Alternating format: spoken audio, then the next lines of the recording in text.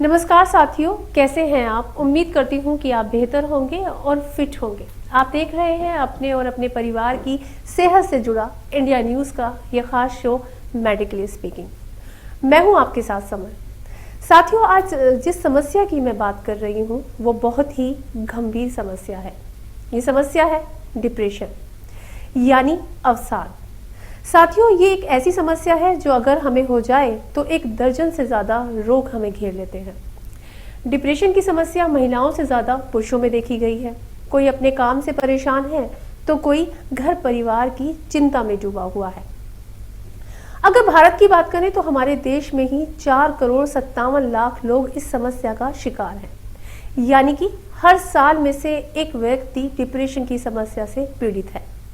Depression की समस्या किसी को भी हो सकती है, क्योंकि जीवन में परेशानियों का आना जाना लगा रहता है। जो लोग जीवन की समस्याओं से चिंता में डूबे रहते हैं वो लोग इस समस्या का शिकार हो जाते हैं।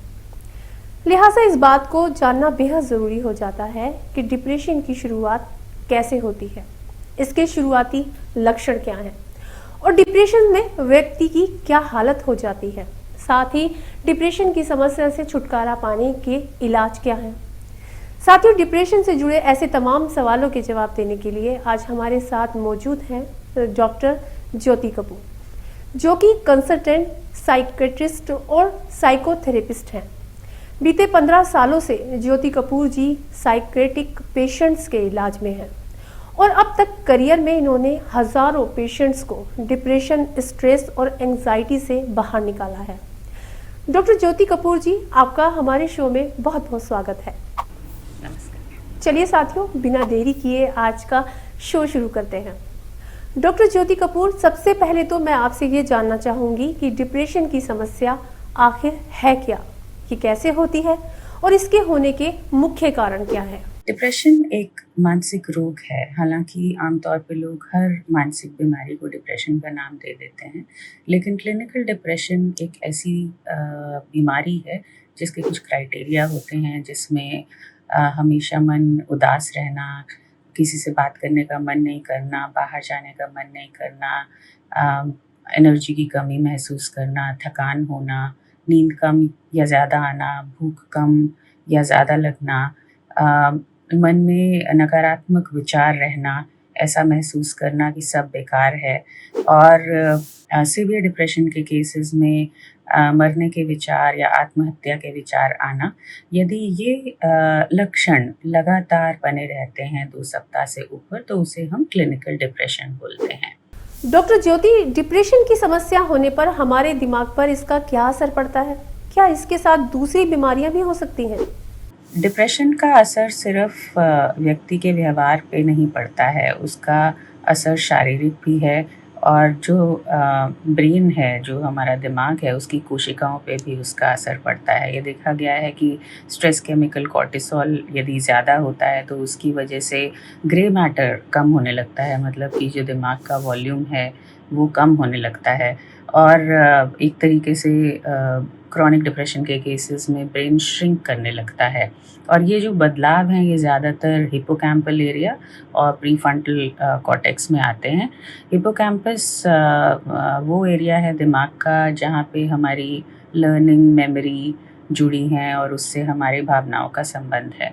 और जब उसमें कमी आती है तो उसके चलते फोकस, अटेंशन में कमी होना, चीज़ों पे ध्यान नहीं दे पाना, भूल लगने लगना, ये सारे लक्षण आते हैं जो लेटर ऑन डिमेंशिया जैसी स्थिति, जिसको हम स्यूडो डिमेंशिया भी बोलते हैं, उसका कारण बनता है। प्रीफ्रंटल कॉर्टेक्स में ब्रेन मैटर में कमी होने की वजह से आपके पर्सनालिटी, आपके व्यक्तित्व में, आपकी एग्जीक्यूटिव फंक्शनिंग में, मतलब डिसीजन लेना जैसी जो प्रोसेसेस होती हैं उस पे इम्पैक्ट होता है। तो क्रॉनिक डिप्रेशन के जो मरीज़ होते हैं उनमें डिप्रेशन के साथ साथ अटेंशन की कमी, याददाश्त की कमी, ठीक से डिसीजन ना ले पाने की प्रॉब्लम, एंग्जाइटी या घबराहट के लक्षण, ये सारी चीज़ें भी साथ में पैदा हो जाती हैं। डॉक्टर ज्योति कपूर, जब डिप्रेशन की समस्या होती है तो शुरू में लोगों को पता नहीं चल पाता। क्या आप हमें बताएंगी कि इसके शुरुआती लक्षण क्या हैं? ताकि लोगों को आसानी से समझ आ सके कि वो डिप्रेशन के शिकार हो गए हैं। जैसा कि हमने पहले बात की है, डिप्रेशन जिसको हम क्लिनिकल डिप्रेशन कहते हैं, उसके कुछ लक्षण हैं और शुरुआती तौर पे ज़रूरी नहीं है कि व्यक्ति ऐसा महसूस करे कि वो उदास ही है। पर जनरल एक दिलचस्पी चीज़ों में कम होने लगना, जिन चीज़ों को आप पहले एन्जॉय करते थे, एन्जॉय नहीं कर पाना और हर चीज़ में एक उदासीनता आना, ये शुरुआती लक्षण हो सकते हैं। बच्चों और टीनेजर्स के केसेस में ज़्यादातर लक्षण चिड़चिड़ापन से शुरू होते हैं, तनाव सहने की क्षमता कम हो जाती है जिसके चलते अवसाद से ग्रसित व्यक्ति बहुत जल्दी इरिटेट हो जाता है, स्नैप करने लगता है। नींद में कमी या फिर जल्दी नींद खुल जाना एक शुरुआती लक्षण है। आमतौर पे लोग कहते हैं कि या तो उन्हें नींद आती नहीं है, आती है तो वो अपने यूजुअल टाइम से 1-2 घंटा पहले उठ रहे होते हैं। साथ-साथ पाचन क्रिया में डिस्टर्बेंस, गैस्ट्रिक इश्यूज़ जो हैं वो भी शुरुआती लक्षणों में देखे गए हैं। डॉक्टर, डिप्रेशन की समस्या को कंफर्म करने के लिए क्या कोई टेस्ट भी होते हैं, मसलन कोई मेडिकल एग्जामिनेशन, ताकि ये डिप्रेशन कंफर्म हो सके? डिप्रेशन एज सच एक ऐसा डिसऑर्डर है जो दिमाग के रसायनों के असंतुलन से होता है। इसलिए इसका कोई लैब टेस्ट नहीं है कि हम इस समय ऐसा कोई स्पेसिफिक टेस्ट नहीं है कि हम ब्लड लेंगे, निकालेंगे और हमें पता चल जाएगा। लेकिन डिप्रेशन का डायग्नोसिस एक क्लिनिकल डायग्नोसिस है। कहने का मतलब है कि बहुत लंबे समय से जो रिसर्च चली है उसके चलते डायग्नोस्टिक क्राइटेरिया बने हैं जो इंटरनेशनल क्लासिफिकेशन ऑफ डिजीज़ेज़ और DSM-5 की क्लासिफिकेशन में है, जिनके बेसिस पे हम डिप्रेशन को क्लिनिकली डायग्नोस करते हैं। इसके अलावा डिप्रेशन के डायग्नोसिस के लिए खासकर उसकी इंटेंसिटी की कितना डिप्रेशन है, उसके लिए काफ़ी सारे स्केल्स हैं, जैसे हैम-डी है, मोंटगोमरीज़ स्केल हैं। ये एक तरह के प्रश्न उत्तर की फॉर्म में होते हैं, जिससे हम ये अंदाज़ा लगा सकते हैं कि इस समय डिप्रेशन कितना है और ट्रीटमेंट के होने के साथ-साथ उसमें कितना बदलाव आ रहा है। डॉक्टर ज्योति कपूर कहते हैं कि डिप्रेशन की समस्या होने पर हार्ट अटैक होने का भी खतरा हो जाता है। क्या ये बात सही है? साथ ही हमारे दर्शकों को ये भी समझाइए कि ये समस्या हार्ट को कैसे प्रभावित करती है। डिप्रेशन और हार्ट डिसीजेज में काफ़ी ज़्यादा समानता देखी गई है। काफ़ी लोगों में देखा गया है कि डिप्रेशन और हार्ट अटैक की समस्या साथ-साथ होती है। हार्ट अटैक आने के बाद डिप्रेशन काफ़ी लोगों में हो जाता है। कम से कम अगर आंकड़ों को देखा जाए तो 5 हार्ट अटैक में 1 को डिप्रेशन की समस्या होती है। साथ ही साथ जिन लोगों में डिप्रेशन ऑलरेडी एग्जिस्ट करता है, चाहे वो डायग्नोस्ड है या नहीं है, उसका असर हार्ट पे पड़ता है, क्योंकि जो हमारा ऑटोनॉमिक नर्वस सिस्टम है, नर्वस सिस्टम का वो हिस्सा जिसके चलते हार्ट अपना काम करता है, उसमें रिदम की प्रॉब्लम आती है, जिस वजह से रिदम डिस्टर्बेंस या एरिथमिया होने के चांसेस देखे गए हैं। साथ साथ देखा गया है कि डिप्रेशन के मरीजों में जो प्लेटलेट्स होती हैं, ब्लड के वो अंश जो कि ब्लड को क्लॉट करने में मदद करते हैं, वो ज़्यादा स्टिकी होती हैं, मतलब क्लॉट बनने की फॉर्मेशन ज़्यादा होती हैं, जिसकी वजह से हार्ट में खून की जो धमनियाँ हैं, रक्त धमनियाँ हैं, ब्लड वेसल्स में थ्रोम्बस या क्लॉट बनने की संभावना होती है, जिससे हार्ट की प्रॉब्लम होती हैं। डॉक्टर ज्योति, जैसे तो डिप्रेशन का शिकार महिला और पुरुष दोनों हो सकते हैं, लेकिन आंकड़ों के अनुसार पुरुषों में ये समस्या ज़्यादा देखी गई है। इसका क्या कारण है? इसके बारे में ज़रा हमें बताइए। क्लिनिकल डिप्रेशन की समस्या महिलाओं में पुरुषों की अपेक्षा ज़्यादा देखी गई है। उसके कई कारण हो सकते हैं। इम्पॉर्टेंट रीजंस जो देखे गए हैं वो ये हैं कि जो सामाजिक परिस्थितियां हैं वो महिलाओं के लिए आमतौर पर ज़्यादा स्ट्रेसफुल, ज़्यादा तनाव वाली होती हैं और जनरली उनका अपनी समस्याओं को व्यक्त करने की जो अपॉर्चुनिटी या अवसर होता है वो उनके पास कम होता है, जिसके चलते डिप्रेशन की समस्या लंबे समय तक बनी रहती है और वो बाहर नहीं आती है। इसके साथ साथ जो हार्मोनल चेंजेस फीमेल्स में रहते हैं पीरियड्स के दौरान, माहवारी के दौरान या फिर प्रेगनेंसी के दौरान, पोस्टपार्टम पीरियड में, बेबी होने के बाद में, या फिर मीनोपॉज के दौरान, ये जो हार्मोनल चेंजेस हैं ये भी मानसिक रोग खासकर डिप्रेशन होने की संभावना महिलाओं में बढ़ा देते हैं। डॉक्टर ज्योति, आपने डिप्रेशन की जानकारी तो दे दी, अब हम आपसे इसके इलाज के बारे में जानना चाहते हैं। हमें बताइए कि समस्या से छुटकारा पाने का सबसे सटीक और मजबूत इलाज क्या है? डिप्रेशन एक मानसिक बीमारी है, हम ये बात कर चुके हैं, इसके लक्षणों की बात कर चुके हैं।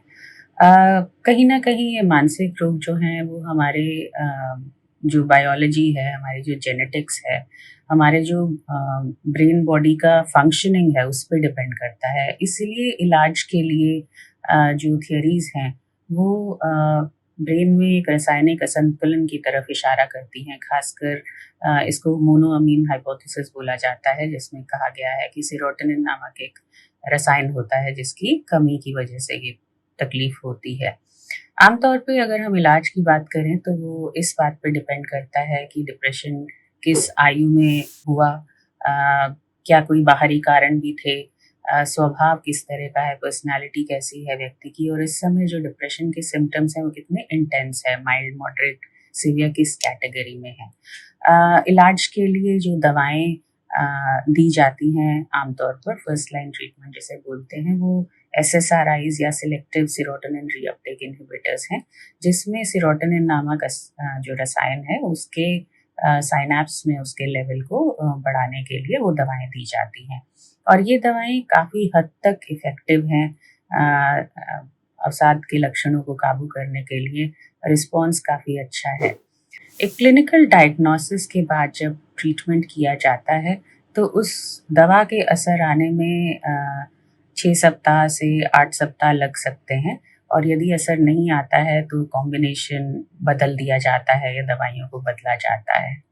साथ के साथ डिप्रेशन की ट्रीटमेंट में साइकोथेरेपी या काउंसलिंग का भी बहुत रोल है।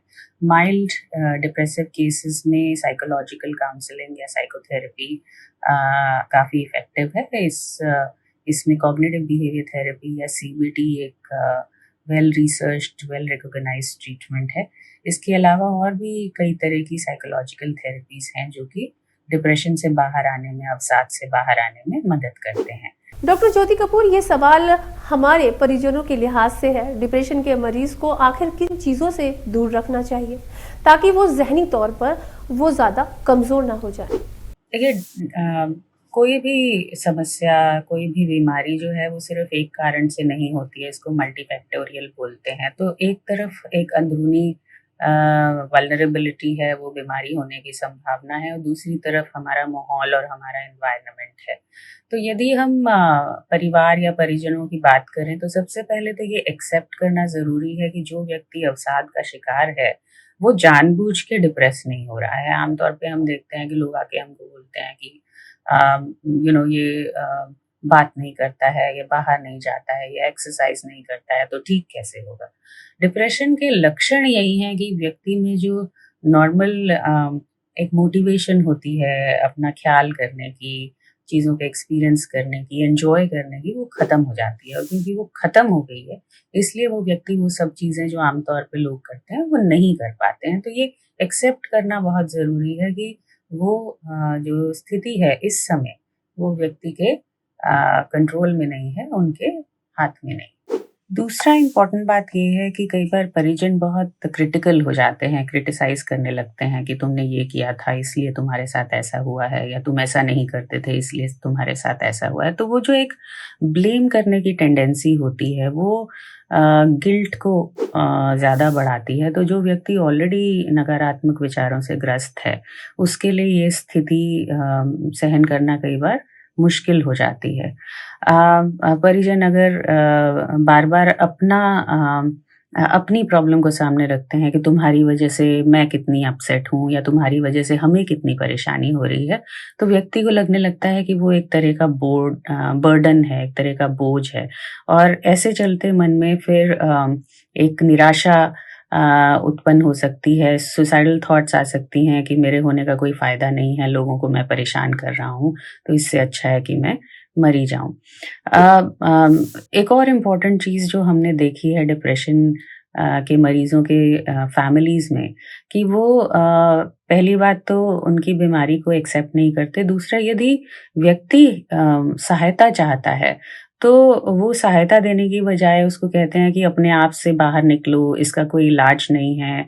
अगर आप डॉक्टर के पास जाओगे तो आपको दवाओं की आदत लग जाएगी या दवाइयों से नुकसान होगा, जिसकी वजह से जो व्यक्ति सहायता चाहता भी है, उसकी सहायता नहीं हो पाती है और सूनर और लेटर फिर उसके नेगेटिव आउटकम्स आने लगते हैं। तो इस तरह का जहाँ माहौल होता है, जहाँ पे ओवर क्रिटिसिज्म होता है या चीज़ों को इग्नोर या डिनाय करने की टेंडेंसी होती है या फिर बर्डन जैसा माना जाता है, वो समस्याएँ वो परिस्थितियाँ इस समस्या को और भी अ, बढ़ा सकती हैं और फिर आत्महत्या तक के एपिसोड्स इसमें देखे गए हैं। डॉक्टर, ये बात सब जानते हैं कि मेडिटेशन लोगों को मानसिक तौर पर मजबूत बनाता है। डिप्रेशन में आखिर मेडिटेशन कितना कारगर है और डिप्रेशन के मरीजों के लिए इसे करने की सही विधि क्या है? मेडिटेशन भी एक तरह की प्रोसेस है जिसमें हम अपने मन को स्थिर करते हैं। तो मन की जब बीमारियां होती हैं, मानसिक रोग जो होते हैं, उसमें मन बहुत अस्थिर हो जाता है, बहुत चंचल हो जाता है, बहुत नेगेटिव थॉट्स आती हैं। तो उस स्टेज में देखा जाए तो मेडिटेशन का बहुत अच्छा असर होना चाहिए, पर वही बात है कि आपकी इस समय स्थिति कैसी है? क्या आप इस स्थिति में हो कि आप अपने मन को स्थिर कर पा रहे हो या रासायनिक असंतुलन इतना ज़्यादा है कि आप कॉन्स्टेंटली ओवरवेल्म्ड महसूस करने लगते हो? ये सवाल हमसे आमतौर पे पूछा जाता है कि डॉक्टर क्या हम कुछ और कर सकते हैं, हम दवाई ना लें। बिल्कुल। और एज अ क्लिनिशियन मैं भी चाहूँगी कि हमें दवाइयों की कम से कम ज़रूरत पड़े, लेकिन वो उस समय पे निर्भर करता है जिस समय आप डॉक्टर के पास पहुँचते हैं। जो लोग पहले से मेडिटेशन कर रहे हैं, जिनको मेडिटेशन की प्रक्रिया या प्रोसेस पता है, उनके लिए यदि वो उनके लाइफ़स्टाइल का हिस्सा बन चुका है, तो उसे आगे कंटिन्यू करना हेल्पफुल रहता है। पर इलाज के साथ-साथ यदि हम मेडिटेशन को इंट्रोड्यूस करते हैं, दवाइयों के साथ-साथ या कॉग्निटिव बिहेवियर थेरेपी या दूसरी थेरेपी के साथ-साथ, तो वो मन को स्थिर करने में काफ़ी हद तक मदद करती है। डॉक्टर ज्योति कपूर, एक सवाल मेरा ये भी है कि डिप्रेशन की समस्या की कोई उम्र है या फिर इस समस्या का शिकार किसी भी उम्र के लोग हो सकते हैं? डिप्रेशन का कोई एज नहीं है। ऑल्दो अगर हम इंसिडेंस को देखें तो डिप्रेशन आमतौर पे 18 से 25 साल की उम्र में ज़्यादातर देखा गया है, लेकिन हमने अवसाद की शिकायत 6-7 साल के बच्चों में भी देखी है और इसका first time onset late age में 60s में, 70s में, 80s में होते भी देखा है। तो इसलिए ये कहना मुश्किल है कि अगर आपको ये तकलीफ एक पर्टिकुलर एज रेंज में 18 से 25 में नहीं हो रही है तो आगे नहीं होगी या उससे पहले नहीं होगी। डॉक्टर ज्योति, हमारे दर्शकों को एक बात ये भी बताइए कि डिप्रेशन होने पर सबसे ज्यादा असर हमारे शरीर के किन पार्ट्स पर पड़ता है? देखिए, अवसाद जिसमें रासायनिक असंतुलन आपके ब्रेन में है, हमें लगता है सिर्फ ब्रेन को इम्पैक्ट करेगा, लेकिन कोई भी शरीर का अंग दूसरे से जुदा नहीं। इसलिए कोई भी समस्या अगर शरीर के एक हिस्से में होती है तो वो दूसरे को इम्पैक्ट करती है। अगर हम उसे स्टैटिस्टिकली देखना चाहते हैं कि किस पार्ट को सबसे ज़्यादा इम्पैक्ट करती है, तो ऑब्वियसली नर्वस सिस्टम की बीमारी है तो नर्वस सिस्टम को ज़्यादा इम्पैक्ट करती है। तो जैसे हमने शुरुआत में बात की थी कि ब्रेन श्रिंक होने लगता है और अगर क्रॉनिक प्रॉब्लम रहेगी तो दिमाग की तनाव सहने की क्षमता कम होने लगती है। पर डिप्रेशन का इम्पैक्ट हार्मोनल सिस्टम पे बहुत है, एंडोक्राइन सिस्टम पे बहुत है। खासकर फीमेल्स में मेंस्ट्रुअल डिस्टर्बेंसेस बहुत ज़्यादा होती हैं, रिप्रोडक्टिव ऑर्गन्स पे इम्पैक्ट पड़ता है।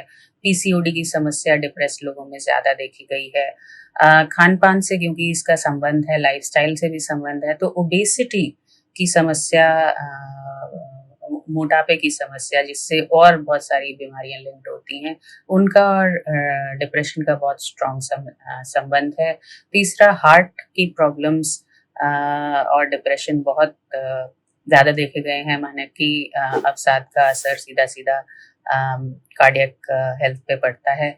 चौथा, गैस्ट्रिक प्रॉब्लम्स पेट का समस्याएं, तो पाचन क्रिया पे इम्पैक्ट इसका बहुत ज़्यादा होता है। हाइपर एसिडिटी, गैस्ट्राइटिस, पेट के अल्सर, आंतों की प्रॉब्लम, इसमें इरिटेबल बावल सिंड्रोम, ये चीज़ें कॉमनली देखी गई हैं। और स्किन की समस्याएं तनाव से बहुत जुड़ी हुई हैं। तो जिन लोगों में स्किन की समस्याएं होती हैं, जैसे एक्जिमा है या सोराइसिस है, वो डिप्रेशन से बढ़ जाते हैं। डॉक्टर ज्योति कपूर, इससे पहले कि हम ये शो खत्म करें, आपसे अंत में एक सवाल जरूर पूछना चाहूंगी कि जो लोग स्वस्थ हैं वो क्या करें, कौन सी सावधानियां बरतें जिससे कि वो डिप्रेशन की समस्या से बच सके। बहुत इम्पोर्टेंट सवाल आपने पूछा है, क्योंकि जैसे हम जानते हैं कि prevention is better than cure. तो हमारी सारी समस्याएं हों, उसका इंतज़ार करने की जगह अगर हम प्रिवेंशन पे फोकस करते हैं कि हम किस तरीके से अपने आप को मानसिक तौर पर स्वस्थ रखें, शारीरिक तौर पे स्वस्थ रखें, वो ज़्यादा बेहतर रहेगा। और आज की डेट में हम बहुत ज़्यादा इसीलिए प्रिवेंशन पे फोकस कर रहे हैं। तो मानसिक स्वास्थ्य के लिए, शारीरिक स्वास्थ्य के लिए, जैसे हम अभी पहले भी बात कर रहे थे, संतुलन की बहुत ज़रूरत है। और संतुलन का अर्थ ये नहीं है कि आपने लाइफ को एंजॉय नहीं करना है। संतुलन का अर्थ ये नहीं है कि आपने अपने आप को बांध के रखना है कि जी ये बिल्कुल करना ही नहीं है। क्योंकि जब आप किसी चीज़ के लिए बहुत ज़्यादा तनाव, चाहे वो अपने आप को हेल्दी रखने का तनाव लेने लग जाएंगे, तो वो भी अनहेल्दी हो जाए। सो एक संतुलन चाहिए कि हम फ्लेक्सिबल हों अपने अप्रोच में। हमारी जो मानसिक प्रक्रिया है वो पॉजिटिव, क्योंकि अगर हम पॉजिटिव नहीं सोचते, सकारात्मक नहीं सोचते, तो नकारात्मक थॉट्स आती हैं, तो तनाव के रसायन बढ़ते हैं और वो कई तरह की बीमारियों को हमारी तरफ खींचते हैं। तो एक पॉजिटिव अप्रोच होना बहुत ज़्यादा ज़रूरी हो जाता है। तो साथियों, डिप्रेशन की समस्या को लेकर डॉक्टर ज्योति कपूर ने आज हमें बहुत ही अहम जानकारी दी है। अगर हम सब इन जानकारियों का लाभ उठाएंगे तो यकीनी तौर पर डिप्रेशन जैसी गंभीर समस्या से काफी हद तक खुद को बचा पाएंगे। साथियों, अगर आप हमारे शो में डॉक्टर ज्योति द्वारा बताए गए नुस्खों को अपनाकर अपनी सेहत का ख्याल रखते हैं तो हम समझेंगे कि हम हमारे मकसद में कामयाब हुए। डॉक्टर ज्योति कपूर जी, आपका बहुत बहुत शुक्रिया जो आपने हमारे दर्शकों के साथ ये जानकारी साझा की। साथियों, आज के लिए बस इतना ही। अगले शो में हम फिर मिलेंगे एक नई बीमारी और उसके निदान तरीकों को लेकर, एक नए एक्सपर्ट के साथ। लेकिन जाते जाते आपसे वही एक बात, वही एक गुजारिश, स्वस्थ रहें, मस्त रहें, अपने और अपने परिवार की सेहत का ख्याल रखें। नमस्कार।